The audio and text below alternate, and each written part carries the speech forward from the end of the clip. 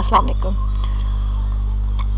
जैसा कि मैं आपको बता रही थी कि हम हेडिंग के टैग्स पढ़ रहे थे और हेडिंग के टैग्स जो हैं वो हमने H1 से लेकर H6 तक पढ़े। अच्छा, हेडिंग के टैग्स बॉडी में यूज़ होते हैं, पैराग्राफ के ऊपर हेडिंग आप लेना चाहे, मेन हेडिंग लेना चाहे, साइड हेडिंग लेना चाहे, कॉर्नर हेडिंग लेना चाहे, तो ये उसके हिसाब से होते हैं। H1 जो होता है वो हमेशा मेन हेडिंग के लिए यूज़ किया जाता है क्योंकि मैक्सिमम साइज में होता है ये। अब जैसे कि ये आप देख रहे हैं टैग नंबर 10 जो हमने पढ़ा था, बॉडी के अंदर हमने पी का टैग लगाया था, यानी कि पैराग्राफ का। अब ये पैराग्राफ जो हमारा लिखा हुआ है हमने, इसके ऊपर अगर हम कोई हेडिंग देना चाहें, जो मेन हेडिंग देंगे, H1 के नाम से हमने ये टैग लगाया और देन उसके ऊपर हमने अपनी हेडिंग दे दी। अब हेडिंग आप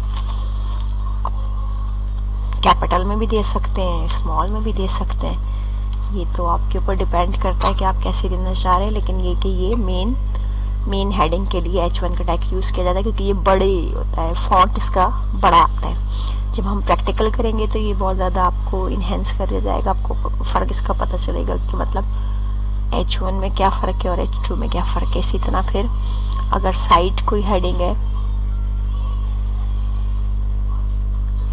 तो आपने यहाँ पे H2 का टैग दिया। पेयर टैग है तो ये ध्यान रखें कि पेयर टैग में क्लोजिंग टैग भी यूज़ होता है। ओपनिंग टैग के साथ क्लोजिंग टैग, पहले टैग लिख लें, उसके बाद उसके अंदर कोई टाइटल या जो कुछ आप डालना चाहते हैं, जो हेडिंग डालना चाहते हैं वो डालें।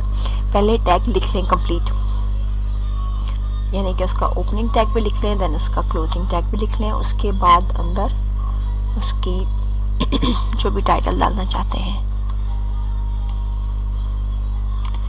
मैं सिर्फ आपको दिखाने के लिए कर रही हूँ, तो मैंने इसलिए इसको यूज़ करना आपको बताया कि देखें, पैराग्राफ के ऊपर जो मेन हेडिंग डली वो H1 में डाल दी हमने, जो साइड हेडिंग डली वो H2 में डाल दी हमने।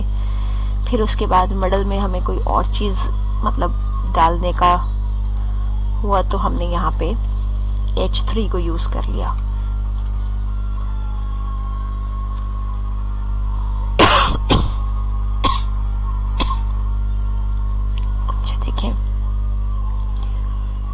H1 सबसे बड़ा साइज, H2 से छोटा, H3 और छोटा साइज हो जाएगा।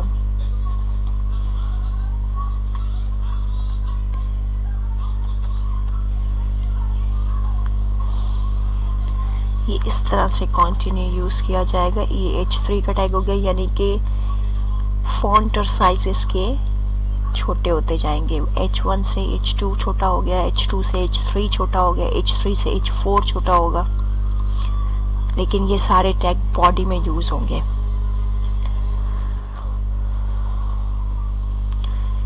अगर हमें और कोई लिखनी है हेडिंग्स तो हम H4 को भी यूज कर लेते हैं। जैसे डायग्राम होती हैं, डेफिनेशंस होती हैं, मेन टाइटल हेडिंग्स होती हैं, फिर उसके बाद साइड हेडिंग, सब्जेक्ट की हेडिंग या कोई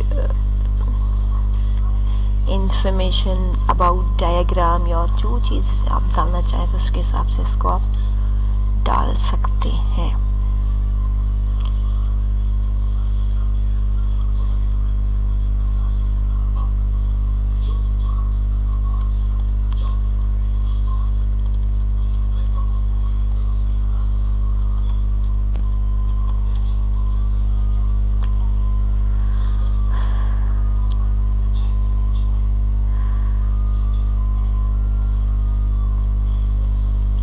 इसके बाद अगर आप यूज़ करना चाहें H5 को भी, कि जैसे आप छोटे लफ्ज़ों में लिखना चाह रहे होंगे दी एंड या इस तरह की चीज़, तो वो भी आप लिख सकते हैं। हम H5 में इसको लिख सकते हैं, ठीक है। हम H5 में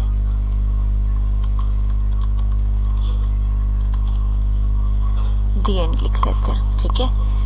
अब ये हमने अभी सिर्फ टैग पढ़े बॉडी के अंदर के 10 टैग और 11 टैग। ये बहुत मतलब रेयर टैग हैं, मेन टैग होते हैं, क्योंकि इसमें आप बॉडी में जब पैराग्राफ को ही डालेंगे तो आपको टाइटल भी कुछ डालना है, कोई हेडिंग भी डालनी है, तो ये उसके काम आते हैं, ठीक है। फॉर अभी हम थ्योरी हम यहीं तक रखते हैं, इंशाल्लाह नेक्स्ट में हम प्रैक्टिकल पे जाएंगे।